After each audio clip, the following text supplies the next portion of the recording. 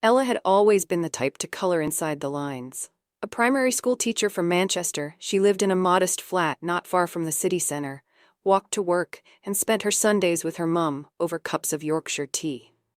Life was predictable. A little dull maybe, but warm in its own quiet way. Then the pandemic hit, and so did Marcus. She met him in the most unexpected place, on a Facebook group for book lovers stuck in lockdown. One minute, she was laughing at his sarcastic review of The Alchemist, and the next, they were exchanging private messages about everything from Tolstoy to trash TV.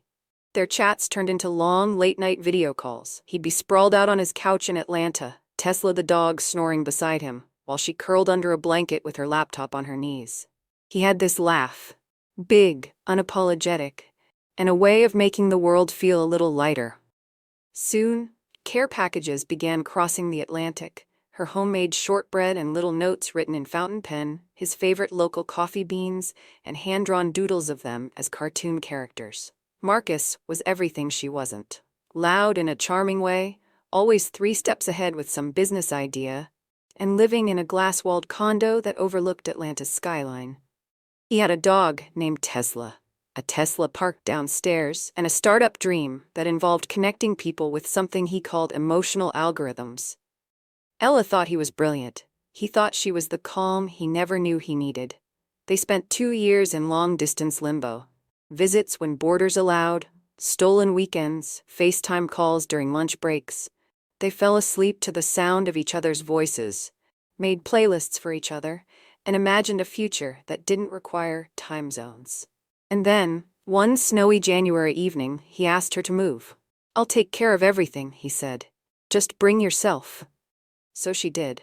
Ella gave up her job, her classroom, her students, even her Sunday routine with her mum. She packed her life into 2 suitcases and crossed an ocean for love.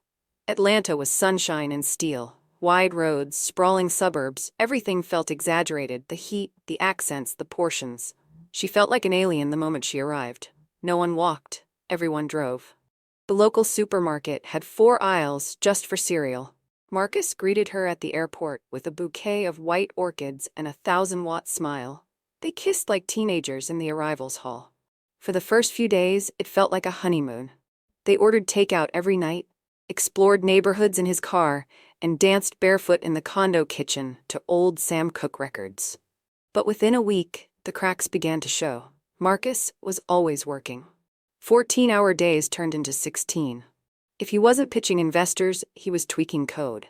If he wasn't coding, he was fielding Slack messages at dinner.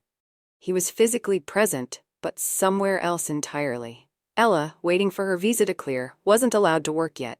The novelty of having free time wore off quickly.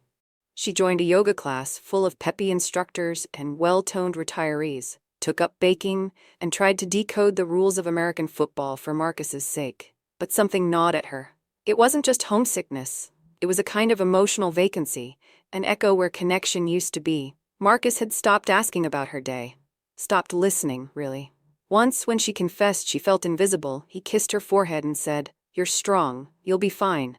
Strong, not hurting, not overwhelmed, just strong, like a wall. She started calling her mum more often. Sometimes twice in a day. She didn't talk about Marcus, just small things. The price of eggs, a funny meme, the weather indicator. Her mom always asked, "Are you happy?" And Ella always answered, "I'm figuring it out." Then came the message. It was a Tuesday morning. Gray light filtered through the curtains. Marcus was in the shower. His phone buzzed on the nightstand. She glanced out of habit, saw the name, Tamara. The preview read, "Miss you too. Wish we'd figured it out before." Her heart thumped. She didn't open it, didn't need to. The words were enough. When Marcus emerged from the bathroom, towel slung low, steam curling around him, she was still on the bed. "Who's Tamara?" she asked. He froze, then rolled his eyes. "She's just an ex. Chill, it's nothing." "But you're still texting her?" "It's not like that. We're cool, we just talk sometimes." Casual, dismissive, like he was ordering coffee. "It's not about her," Ella said quietly. "It's about the fact that I gave up everything for you, and you don't even see what that means." Marcus stared, genuinely confused. "You're acting like I cheated or something." That was the moment she realized he didn't get it. He didn't get her. She didn't leave that day. or the next. But something inside her folded. A slow retreat. She started spending more time alone, walks to nowhere, long afternoons at coffee shops. She found a little park in Candler Park, where she liked to sit under a huge magnolia and pretend she was invisible. They still slept in the same bed, but it felt like cohabiting with a stranger. Tesla started sleeping between them. At night, she'd stare at the ceiling and wonder what her Year 2 students were learning without her. One night, as she was baking banana bread for no one, she stopped mid-stir and realized she didn't miss Marcus. She missed herself. She moved out 2 days later. Rented a tiny Airbnb with bad plumbing and creaky floors in Decatur. She got a part-time job tutoring kids online. Bought her own groceries. Cooked just for herself. The loneliness was sharp at first, but it was hers.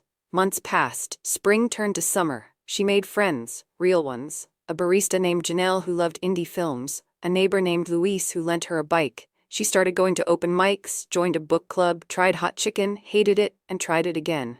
She found rhythm, routine, something like happiness. Marcus didn't call. At first she hated him for it. Then, slowly, she forgot to care. Then one afternoon, as she stepped out of a bookstore, rain began to fall. Hard. Atlanta thunder. Loud and sudden. And there he was, standing by her car, soaked, nervous, no umbrella. "I didn't know what I had," he said. "Not until I lost it." She didn't speak. "I wasn't there for you, not the way I should have been. I didn't get it. But I do now. I've been seeing a therapist. I've been working on being present, on listening, on feeling things instead of just speeding through everything." She studied him. Same brown eyes, same uneven stubble. But something had shifted. He looked tired, softer, like the edges had worn down. "I'm not asking to move back in," he said. "I'm just asking to start again, on your terms this time, wherever you are." She didn't answer right away. She let the rain soak her too. Let the moment breathe.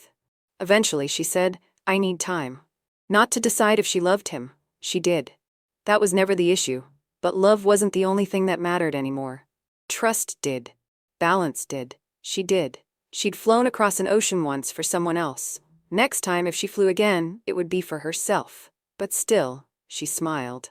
And for the first time in a long while, it didn't feel like hope was something foolish. It felt like something possible.